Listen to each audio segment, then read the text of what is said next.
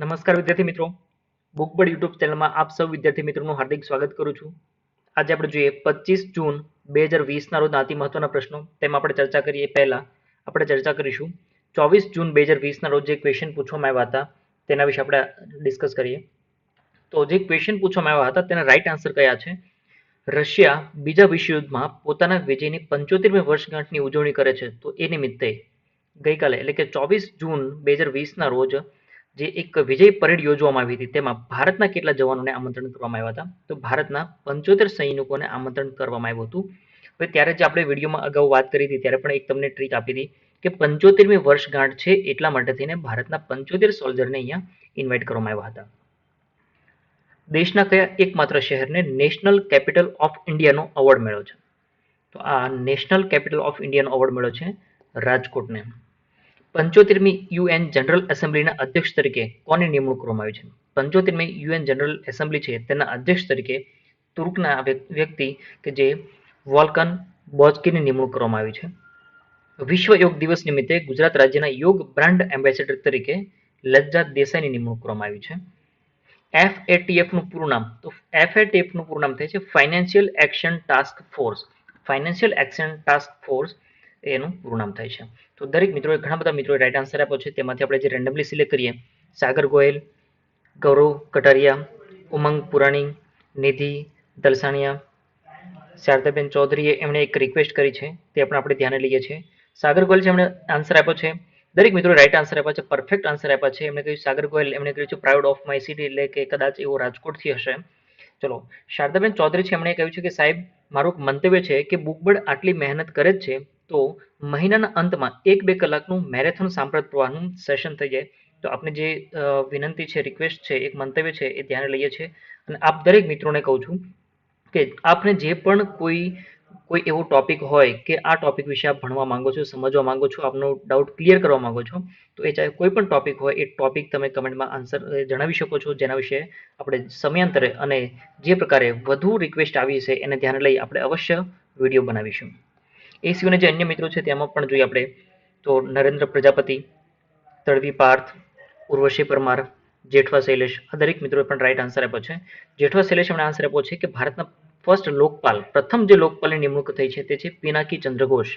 પિનાકી ચંદ્ર ઘોષની નિમણૂક કરવામાં આવી છે. દરેક મિત્રો રાઈટ આન્સર આપ્યા છે. અને તળવી પાર્થ એમણે કહ્યું છે કે સર તમને આન્સર આપવાની ખૂબ મજા આવે છે, એટલે કે આપણે જે ક્વેશ્ચન આન્સર કરીએ છીએ એ આન્સર આપવાની ખૂબ મજા આવે છે અને અમારું કરંટ અફેર્સ પણ ઘણું મજબૂત થાય છે. એ બદલ આપનો ખૂબ ખૂબ આભાર અને બુકબર્ડ એકેડમીનો પણ ખૂબ ખૂબ આભાર.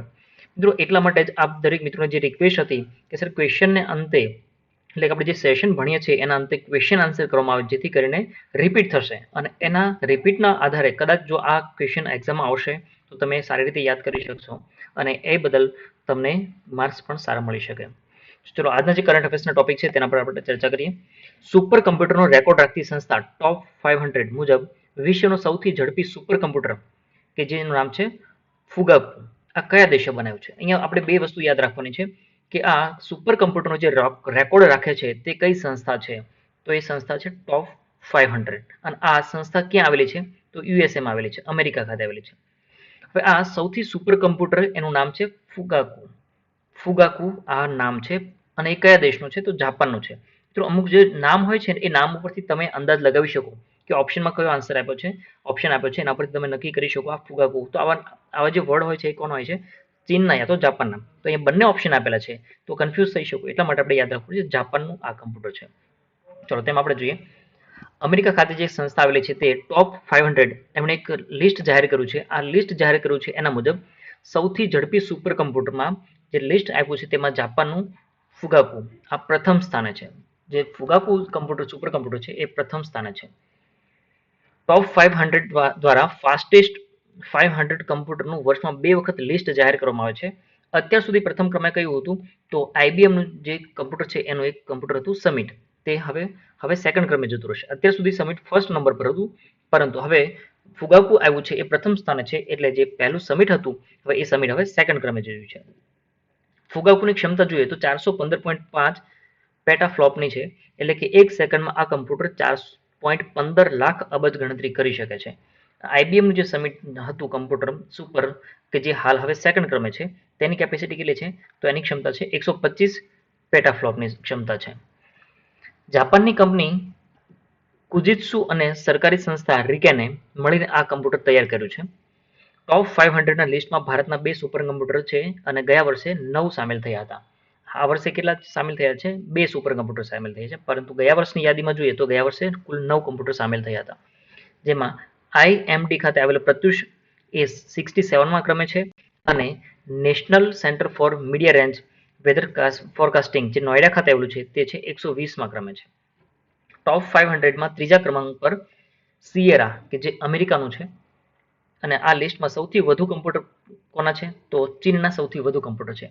હવે હાલમાં જે કમ્પ્યુટર છે કે આપણે જોયું કે સૌથી વધુ સુપર ફાસ્ટ કમ્પ્યુટર છે ફુગાકુ, તે COVID-19 ને સામે લડવા માટે પણ ઘણા બધો રીતે ઉપયોગી થઈ રહ્યું છે.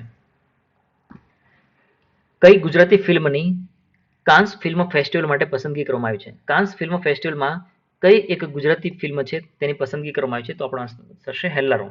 હેલ્લારો. મિત્રો, આ જે મૂવી છે હેલ્લારો મૂવી, કે જે એક પ્રકારનું જે સંસ્કૃતિ એમાં બતાવવામાં આવી છે, તો આપણે પરીક્ષણ દ્રષ્ટિએ ખૂબ ઉપયોગી થઈ શકે તેમ છે. જો આપણે આ મૂવી ન જોયું હોય તો જ્યારે પણ સમય અનુકૂળ હોય એ સમયે આ એક વખત હેલ્લારો મૂવી ખાસ જોજો.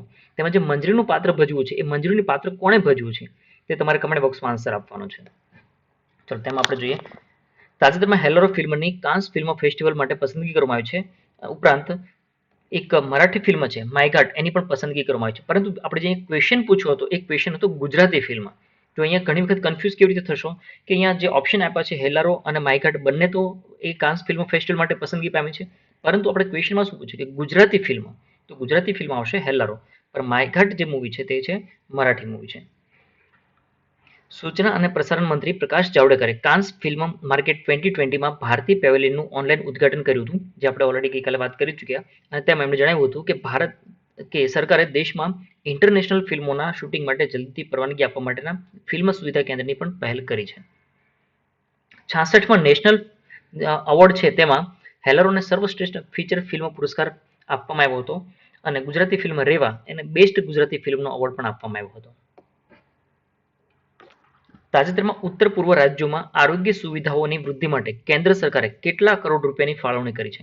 આપણે જે ઉત્તર પૂર્વ રાજ્યો છે તેમાં સુવિધા વધારવા માટે થઈને કેન્દ્ર સરકારે કેટલા રૂપિયાની ફાળવણી કરી છે? તો આન્સર થશે 190 કરોડ. 190 કરોડ રૂપિયાની ફાળવણી કરી છે. ઉત્તર પૂર્વ રાજ્યો જેવા કે આસામ, અરુણાચલ પ્રદેશ, મેઘાલય, મણિપુર, સિક્કિમ, મિઝોરમ, નાગાલેન્ડ અને ત્રિપુરા એની આરોગ્ય સેવામાં વધારો કરવા માટે થઈને આ નિર્ણય લેવામાં આવ્યો છે, અને તેમાં જે બજેટ ફાળવવામાં આવ્યું છે 190 કરોડ રૂપિયા, તે કેન્દ્ર સરકાર દ્વારા ફાળવવામાં આવ્યું છે. ઉત્તર પૂર્વ પર વિશેષ ધ્યાન કેન્દ્રિત કરવા અને હાલની COVID-19ની જે પરિસ્થિતિ છે તેમજ આરોગ્ય સુવિધાની સમીક્ષા કરવા માટે થઈને આ પહેલ કરવામાં આવી છે. આપણે જે યુનિયન મિનિસ્ટર ઓફ સ્ટેટ જે છે development of North East region, doctor Jitendrasingh, એમણે આ જાહેરાત કરી હતી. આ North East special infrastructure development સ્કીમનો એક ભાગ છે કે જે 100% કેન્દ્રીય ભંડોળવાળી યોજના છે. આ યોજના જે છે યોજના NESIDS, તો આ યોજના શું કામ કરે છે? તો 100% કેન્દ્ર દ્વારા આ ભંડોળ પૂરું પાડવામાં આવે છે, જેમાં પૂર્વના પ્રાંત છે આપણે જે 7 સિસ્ટર એ વિસ્તારના જે છે તેના રાજ્યોમાં પાણી પુરવઠો, વીજળી હોય, એ સિવાય શિક્ષણ, આ બધી બાબતે થઈને જે નાણાં ફાળવવામાં આવે છે તે 100% કેન્દ્ર સરકાર દ્વારા ફાળવવામાં આવે છે. WWEના સુપરસ્ટાર કુસ્તીબાજ અંડરટેકર એમણે નિવૃત્તિની જાહેરાત કરી છે. તેઓ કયા દેશના કુસ્તીબાજ છે? મિત્રો, જો આપ WWEના શોખીન હોય તો તમને ખબર જ હશે કે અંડરટેકર કે જે આપણે ડેડ મેનના નામથી ઓળખીએ છીએ, ડેડ મેન, એનું ઓરિજિનલ નામ તો અલગ છે. એનું ઓરિજિનલ નામ છે માર્ક વિલિયમ કાલ્વે, અને એને આપણે ડેડમેન તરીકે પણ ઓળખીએ છીએ. પરંતુ અંડરટેકરના નામથી ખૂબ વધારે પ્રખ્યાત એવા અમેરિકન રેસલર કે એમણે હવે નિવૃત્તિની જાહેરાત કરી છે. WWE એટલે કે વર્લ્ડ રેસલિંગ એન્ટરટેનમેન્ટના સુપરસ્ટાર રેસલર અંડરટેકર કે જેઓ હાલમાં નિવૃત્તિની જાહેરાત કરી છે, તેઓ 3 દાયકાથી વધુ સમયથી આ ફિલ્ડ સાથે સંકળાયેલા હતા. તેનું મૂળ નામ કયું છે? મૂળ નામ છે માર્ક વિલિયમ કાલ્વે, એનું મૂળ નામ છે. પરંતુ મિત્રો યાદ રાખજો, અંડરટેકર અને ડેડમેન બંને એના ઉપનામથી પણ ઓળખીએ છીએ આપણે. એકથી વધુ હેવી વેઇટ ચેમ્પિયનશિપ જીતી ચૂકેલા અંડરટેકર 6 વખત ટેગ ટીમ ટાઇટલ હોલ્ડર રહી ચૂક્યા છે, અને તે રોયલ રમ્બલ વિજેતા પણ રહી ચૂકેલા છે. એની જે કારકિર્દીની શરૂઆત કરી હતી તે 1987માં વર્લ્ડ ક્લાસ ચેમ્પિયનશિપ રેસલિંગથી તેમની કારકિર્દીની શરૂઆત કરી હતી. જેમમાં પ્રોડક્ટ પર શું દર્શાવવું ફરજિયાત કરવામાં આવ્યું છે? જેમનું પૂરું નામ શું થાય છે? GEM એટલે કે government e market place. Government e market place, જેમનું પૂરું નામ ખાસ યાદ રાખજો મિત્રો. આ જેમ પર હવેથી શું દર્શાવવું ફરજિયાત કરવામાં આવ્યું છે? તો કન્ટ્રી ઓફ ઓરિજિન દર્શાવવું ફરજિયાત કરવામાં આવ્યું છે. ઈ માર્કેટ પ્લેસ પર પ્રોડક્ટ પર કન્ટ્રી ઓફ ઓરિજિન વિના જે તે ઉત્પાદનનું વેચાણ કરી શકાશે નહીં. એટલે કે જે પણ પ્રોડક્ટ વેચવામાં આવશે એ પ્રોડક્ટ પર કન્ટ્રી ઓફ ઓરિજિન દર્શાવવું પડશે. એટલે કે માલ સામાન મૂળ કયા દેશમાં બનેલો છે તે દર્શાવવું ફરજિયાત કરવામાં આવ્યું છે. આત્મનિર્ભર ભારત અને મેક ઇન ઇન્ડિયાની દિશામાં આગળ વધવા તેમજ ચીન સાથે હાલમાં જે તંગદિલી છે એ તંગદિલીને જોયા બાદ ભારત સરકારે નિર્ણય કર્યો છે કે હવે ચીની પ્રોડક્ટનો બહિષ્કાર કરવો છે. તો બહિષ્કાર કરવા માટે ડાયરેક્ટ ઘણી બધી રીતે અલગ અલગ એના ઓપ્શન હોઈ શકે. તો હવે શું કર્યું સરકારે કે જે ઈ માર્કેટ પ્લેસ છે, ખાસ કરીને government e market place GEM, તો હવે એમાં કોઈ પણ વસ્તુ છે એ ગવર્મેન્ટ પરચેસ કરતી હોય છે. તો હવે એમાં બતાવવું પડશે જે સેલર છે એમને કે જે તે પ્રોડક્ટ છે તેમાં કેટલા ટકા જે ભારતીય સામગ્રીનો ઉપયોગ કરવામાં આવ્યો છે. જો 50% કે 50% કરતાં વધારે ભારતીય સામગ્રીનો ઉપયોગ કરવામાં આવ્યો હોય, રો મટીરિયલ્સ વાપરવામાં આવ્યું હોય, તો તેને ત્યાં ડિસ્પ્લે કરી શકાશે. તો જ એને ખરીદવા માટે ખરીદશે સરકાર, અધરવાઇઝ એને સરકાર ખરીદશે નહીં. સ્ટેટ બેંકના રિપોર્ટ મુજબ ગુજરાતનો માથાદીઠ આવકમાં કેટલો ઘટાડો થશે? હવે અહીંયા જે સરકારે ગુજરાત સ્ટેટ બેંક અને ભારત સરકારે એક રિપોર્ટ બહાર પાડ્યો છે, ખાસ કરીને સ્ટેટ બેંકનો રિપોર્ટ છે. તો એમણે જણાવ્યું છે, અલગ અલગ આંકડા આપ્યા છે. તો એમાં ગુજરાતનો માથાદીઠ આવકમાં ઘટાડો નોંધ્યો છે એમણે. તો કેટલો ઘટાડો થશે? તો 11.6% ઘટાડો નોંધ્યો છે. આપણે જોવા જઈએ તો હાલમાં જે COVID-19 છે એ COVID-19ને કારણે જે સ્ટેટ બેંકે રિપોર્ટ આપ્યો છે એમાં એવું દર્શાવ્યું છે કે ભારતની માથાદીઠ આવક 5.4% ઘટાડશે. ભારતની માથાદીઠ આવક પૂછે તો 5.4%નો ઘટાડો થશે. અને ગુજરાતની આપણે પૂછવામાં આવે તો ગુજરાતની માથાદીઠ આવક 11.6% રહેવાનો અંદાજ છે. હવે આપણે ભારતની નાણાકીય વર્ષ 2020ની વાત કરીએ તો તેમાં માથાદીઠ આવક કેટલી હતી? 1.52 લાખ હતી. હવે આપણું જે નાણાકીય વર્ષ છે 2021 એમાં ઘટી જશે અને ઘટીને 1.43 લાખ થઈ જશે. તેનાથી બીજું પણ ઘણી બધી આડઅસર થશે, ઘણી બધી ઇફેક્ટ થશે. અને આપણું જે નાણાકીય વર્ષ 2021નું છે એમાં GDP દર 6.8%નો ઘટાડો થશે. અને આપણે દર વખતે વાત કરતા આવ્યા છીએ કે વૈશ્વિક ઘણી બધી એવી કંપનીઓ છે રેટિંગ એજન્સી, એમણે પણ ભારતનું રેટિંગ ઘણું બધું ઘટાડ્યું છે. યોગને પ્રોત્સાહન આપવાના સંદર્ભે કઈ અભિનેત્રી આયુષ મંત્રાલય સાથે જોડાઈ? અનુષ્કા શર્મા, કે જેમણે આયુષ મંત્રાલય સાથે જોડાય છે યોગને પ્રોત્સાહન આપવા માટે થઈને. લોકોમાં યોગને લઈને પ્રોત્સાહન આપવા માટે તાજેતરમાં આયુષ મંત્રાલયે વર્ષ 2020 માટે બોલિવૂડ અભિનેત્રી અને ફિલ્મ નિર્માતા અનુષ્કા શર્માની પસંદગી કરી છે. મિત્રો, અનુષ્કા શર્માનો એક વિડીયો પણ 21 જૂનના રોજ વિશ્વ યોગ દિવસ હતો, એ દિવસ નિમિત્તે એક વિડીયો પણ યોગ કરતા હોય એવો વિડીયો પણ શેર કર્યો હતો. અને આયુષ મંત્રાલયે અનુષ્કા શર્માનો એક વિડીયો શેર કર્યો. તેમાં યોગના ફાયદાઓ વિશે પણ કહેવામાં આવ્યું છે. યોગ એ આપણા જીવનમાં ઘણી બધી રીતે ઉપયોગી છે એવું દર્શાવવામાં આવ્યું છે. યોગ એ કોઈ બંધન નથી, પરંતુ મુક્ત છે. હવે જો મિત્રો, અહીંયા એ પણ આપણને જાણવા મળ્યું છે કે આપણે ઘણી બધી દવા લેતા હોઈએ, એ ચાહે કોઈ પણ પ્રકારની દવા હોય, પરંતુ હાલ COVID-19ની જે અસર છે તેમાં આયુર્વેદનો પણ ઘણો બધો સપોર્ટ રહેલો છે એક કોરોનાથી બચવા માટેનો.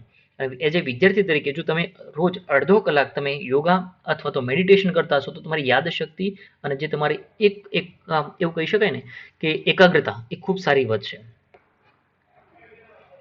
અમેરિકાએ ભારત પર એવિએશન એગ્રીમેન્ટ તોડવાના આરોપને લીધે એર ઇન્ડિયાના કયા મિશન પર નિયંત્રણ લાદ્યા છે? તો આપણું જે અમેરિકા છે એમણે ભારતનું એક મિશન છે, વંદે ભારત મિશન. તો આ વંદે ભારત મિશન પર એક પ્રકારનું નિયંત્રણ લગાડવાનો એક પ્રયાસ કર્યો છે, તો નિયંત્રણો લાદ્યા છે. એમણે કહ્યું છે કે તમે એવિએશન એગ્રીમેન્ટ છે એ તોડ્યા છે. કઈ રીતે તોડ્યા છે એ આપણે જોઈએ. ભારત દ્વારા એક પક્ષીય રીતે ફ્લાઇટ ચાલુ રાખવાની પદ્ધતિ ગેરવ્યાજબી ગણાવી અને અમેરિકા જણાવ્યું કે આ કારણોસર, એટલે કે એક પક્ષી એટલે કઈ રીતે કે આપણે જે ભારત છે એ શું કરે છે કે અમેરિકામાં જે આપણા ભારતીય લોકો ત્યાં ફસાયેલા છે તેને શું કરે, ત્યાંથી લઈ આવીને ભારતમાં લઈ આવે છે. હવે અમેરિકા કહે છે કે જે અન્ય દેશોમાં જે છે તે ભારતમાં પણ ફ્લાઇટને આવવા દો, તો ભારતમાં ફ્લાઇટને આવવાની મંજૂરી આપી નથી. ઇવન કે અમેરિકાના કોઈ ફ્લાઇટને ભારતમાં આવવું છે તો પણ એને મંજૂરી આપી નથી. ભારત એના નાગરિકોને બધા દેશોમાંથી પાછા લઈ આવ્યા છે. તો અહીંયા એવું કહ્યું છે અમેરિકાએ કે આ તમે એવિએશન એગ્રીમેન્ટનો કરારનો ભંગ કર્યો છે. અમેરિકામાં વસતા ભારતીયોને વિદેશમાંથી વતન પાછા લાવવા ભારત સરકાર અને એર ઇન્ડિયા બંને દ્વારા મળીને વંદે ભારત મિશન હાથ ધરવામાં આવ્યું છે. મિત્રો, અહીંયાથી ક્વેશ્ચન એવો પણ બનાવી શકે કે વંદે ભારત મિશન છે કે વિદેશમાંથી ભારતમાં પરત લાવવા માટેના જે મિશન છે તેમાં કોનો સહયોગ રહેલો છે? તો ઓપ્શનમાં એક તો એર ઇન્ડિયા હશે જ, કારણ કે એ એર ઇન્ડિયા દ્વારા જ લાવવાના છે, તો વિદેશ મંત્રાલય પણ સાથે લખેલું હોય. નાણાં મંત્રાલય પણ લખ્યું હોય, આરોગ્ય મંત્રાલય પણ લખેલું હોય. અહીંયા આપણે યાદ રાખીશું ભારત સરકાર, એટલે એમાં ઘણા બધા મંત્રાલયો સામેલ થઈ ગયા છે. અમેરિકાની એરલાઇન્સો પર આ જ પ્રકારનો ફ્લાઇટ ઓપરેટ કરવા પર પ્રતિબંધ મૂક્યો છે ભારતે, અને ભેદભાવપૂર્ણ વર્તન કર્યું છે, આવો પણ અમેરિકાએ આરોપ લગાવ્યો છે. અને અમેરિકાએ કહ્યું છે કે જો ભારત સરકાર 30 દિવસમાં આ અંગે કોઈ રિપોર્ટ નિર્ણય નહીં કરે અથવા તો કોઈ યોગ્ય નિર્ણય નહીં કરે તો 22 જુલાઈથી વંદે ભારત મિશન પર પ્રતિબંધ મૂકવામાં આવશે. હવે મિત્રો અહીંયા ઘટના શું બનશે કે આપણું જે વંદે ભારત મિશન અંતર્ગત જે મુસાફરોને એટલે કે આપણે જે આપણા ભારતીય વ્યક્તિઓ છે એને વિદેશમાંથી પાછા લાવવાના છે એ 2 જુલાઈના રોજ એક પાછું વંદે ભારતનું એક હેલિકોપ્ટર એક વિમાન આવવાનું છે, પરંતુ એને શું કીધું કે 22 જુલાઈથી બંધ કરવામાં આવશે. મતલબ આપણે 2 જુલાઈના રોજ આપણી જે ફ્લાઇટ છે એ અમેરિકાથી આવવાની છે, એટલે આપણને એનાથી કોઈ લગભગ કોઈ અસર બનશે નહીં, અને આપણી પાસે હજુ ઘણો બધો સમય છે, ત્યાં સુધીમાં કોઈને કોઈ રસ્તો મળી જશે. કયા લેખકે પોતાનું નવું પુસ્તક લેજન્ડ ઓફ સુલેહદેવ લોન્ચ કર્યું? લેજન્ડ ઓફ સુલેહદેવ લોન્ચ કર્યું છે કોણે કર્યું છે? અમીશ ત્રિપાઠી. આપ જોઈ શકો છો અમીશ ત્રિપાઠીએ એક પુસ્તક છે એ લોન્ચ કર્યું છે સુલેહદેવ. ચલો તેના વિશે આપણે જોઈએ. લેખક અમીશ ત્રિપાઠીએ તેમનું નવું ફિક્શન પુસ્તક legend of Suheldev the king who save India. મિત્રો જો અહીંયા જે સેન્ટેન્સ આપ્યું છે એના પરથી જ આ પુસ્તક વિશે આપણને ઘણું બધું જાણવા મળી જશે. The king who save India, એક એવા રાજા કે જેણે ભારતને બચાવ્યું, આ પ્રકારનું પુસ્તકનું ટાઇટલ આપવામાં આવ્યું છે. વેસ્ટલેન્ડ પબ્લિકેશન પ્રાઇવેટ લિમિટેડ દ્વારા આ પુસ્તક ભારતીય રાજા સુલેહદેવ વિશે છે કે જેને પોતાની રક્ષા માટે લડત આપે છે, પોતાના દેશની રક્ષા માટે લડત આપે છે અને વ્યક્તિગત તપશ્ચર્યા કરે છે અને રાષ્ટ્રની અંદરના દરેક તેમના ધર્મ અને કર્મ ક્ષેત્ર માટે ધ્યાન આપે અને આ ભારતને એક જોડ્યું છે. અમીશ ત્રિપાઠી ભારતીય ઇતિહાસના પ્રથમ એવા લેખક છે કે જેમણે લગભગ 6 મહિના સુધી HT ગિલ્સન બુક્સ કેન નેશનલ સ્મેશ હિટલિસ્ટના ટોપ 10માં તેના 6 કાલ્પનિક પુસ્તકો રાખ્યા હતા. અને એ સિવાય આપણે બીજી વાત કરીએ તો એમને hello hall of fame award પણ મળી ચૂક્યો છે.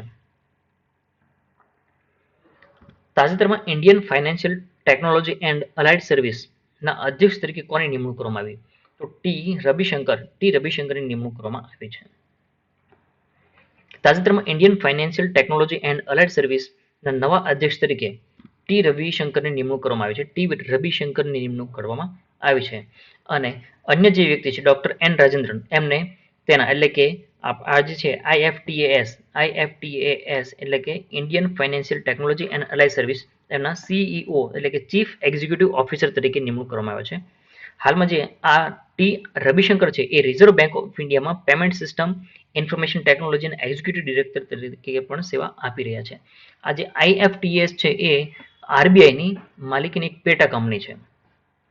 ડોક્ટર એન રાજેન્દ્રન કમ્પ્યુટર સાયન્સમાં PhD અને ટેકનોલોજી મેનેજમેન્ટ, સાયબર સિક્યુરિટી વગેરેનો અનુભવ ધરાવે છે. અને ખાસ મહત્વની વાત એ છે કે UPI જેનું પૂરું નામ થાય છે યુનિફાઈડ પેમેન્ટ ઇન્ટરફેસ, એની રચના અને અમલીકરણમાં જે એને મુખ્ય ભાગ ભજવ્યો છે. IFTAS નું હેડક્વાર્ટર આવેલું છે મહારાષ્ટ્ર મુંબઈ ખાતે. મિત્રો હવે જોઈએ આપણા આજના ક્વેશ્ચન્સ આપણે જોઈએ એ પહેલા તમને એક રિક્વેસ્ટ કરીશ કે જો આપે હજુ પણ મોબાઈલ એન્ડ્રોઇડ એપ્લિકેશન ડાઉનલોડ ના કરી હોય તો આજે જ મોબાઈલ એન્ડ્રોઇડ એપ્લિકેશન ડાઉનલોડ કરી લો. એમાં નવું વર્ઝન આવ્યું છે જેમાં તમે ઓનલાઈન મોક ટેસ્ટ આપી શકો છો, અને આઈ હોપ કે આ સન્ડેના દિવસે તમે કદાચ મોક ટેસ્ટ આપી શકશો. જો ફાઇનલ અપડેશન કમ્પ્લીટ થઈ ચૂક્યું છે, ટ્રાયલ કમ્પ્લીટ થઈ જશે તો વિધિન તમને 1 કે 2 દિવસમાં ઇન્ફોર્મ કરી દેવામાં આવશે કે આ સન્ડે આપણે મોક ટેસ્ટ તમે આપી શકશો.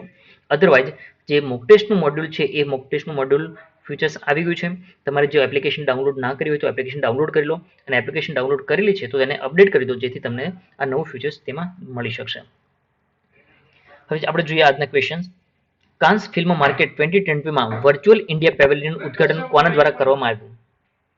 કાન્સ ફિલ્મ માર્કેટ 2020માં વર્ચ્યુઅલ ઇન્ડિયા પેવેલિયનનું ઉદ્ઘાટન કોના દ્વારા કરવામાં આવ્યું છે તે તમારે કમેન્ટમાં આન્સર આપવાનો છે. ગુજરાતના 5મા લોકાયુક્ત તરીકે તાજેતરમાં કોની નિમણૂક કરવામાં આવી છે? આત્મનિર્ભર ગુજરાત સહાય યોજના 2 અંતર્ગત ધિરાણની મર્યાદા કેટલી કરવામાં આવી? તાજેતરમાં ચર્ચામાં રહેલી અ બર્નિંગ નામની જે નવલકથા છે તેના લેખકનું નામ કયું છે? દર વર્ષે UN પબ્લિક સર્વિસ ડેની ઉજવણી ક્યારે કરવામાં આવે છે? આ તમારે કમેન્ટ બોક્સમાં આન્સર આપવાનો છે. જો આપ દરેક મિત્રો જે કમેન્ટ કરો છો, વિડીયો લાઇક કરો છો, તો એનો મતલબ એવો થયો કે તમે સિરિયસલી પરીક્ષાની તૈયારી કરો છો. આપણે જે GSSB છે એમણે એક નોટિફિકેશન આપી દીધું છે, ઓફિશિયલ નોટિફિકેશન આપી દીધું છે કે હાલ 15 ઓગસ્ટ સુધી કોઈ પણ સ્કૂલ ચાલુ નથી, એટલે 15 ઓગસ્ટ પછીથી એક્ઝામની સંપૂર્ણ તૈયારી કરવામાં આવશે. તો બની શકે કે ઓગસ્ટના એન્ડમાં અથવા તો સપ્ટેમ્બર સુધીમાં આપણી જે બિન સચિવાલયની એક્ઝામ છે એ લેવાઈ જશે. તો એના માટે હવે તમારી પાસે પ્લાનિંગ શું હોવું જોઈએ? હવે એવું સમજી લો કે 7મો મહિનો 8મો મહિનો તમારી પાસે 2 મંથ કમ્પ્લીટ છે, 60 ડેઝ તમારી પાસે છે. તો 60 ડેમાં તમે એવું પ્લાનિંગ કરો કે 60 ડેમાં મારા જે નબળા વિષયો છે એ નબળા વિષયો મારે કમ્પ્લીટ કવર કરવા જોઈએ. તો આજથી જ હવે પ્લાનિંગ કરી લો. જો માત્ર ને માત્ર પ્લાનિંગ કરશો તો તમે હંમેશા પ્લાનિંગમાં જ જતા રહેશો. હવે તમારી પાસે માત્ર ને માત્ર 2 મહિના છે, એટલે કે 60 દિવસ તમારી પાસે છે. અને 60 દિવસમાંથી પણ કદાચ એવું બની શકે કે 5 7 દિવસ કે 10 દિવસ એવા હશે કે જે તમારે કોઈને કોઈ કારણોસર તમે એને રીડિંગમાં ટાઈમ નહીં આપી શકો. આપણે ઓલ ઓવર ગણીએ તો, એટલે હવે ગણીએ તો આપણી પાસે તમારી પાસે એક્ઝેક્ટ 50 દિવસ છે અને 50 દિવસમાં તમે તમારું ફ્યુચર બનાવી શકો છો. તો મિત્રો, જો તમને આ વિડીયો યોગ્ય લાગતો હોય તો આજે આ વિડીયોને શેર કરો, લાઇક કરો, સબસ્ક્રાઇબ કરો અને તમારા મિત્રો સુધી પણ પહોંચાડો. મિત્રો, આ હતા 25 જૂન 2020ના રોજના અતિ મહત્વના પ્રશ્નો. તેના વિશે આપણે ચર્ચા કરી. મળી નેક્સ્ટ વિડીયોમાં. Thank you for watching book world current affair.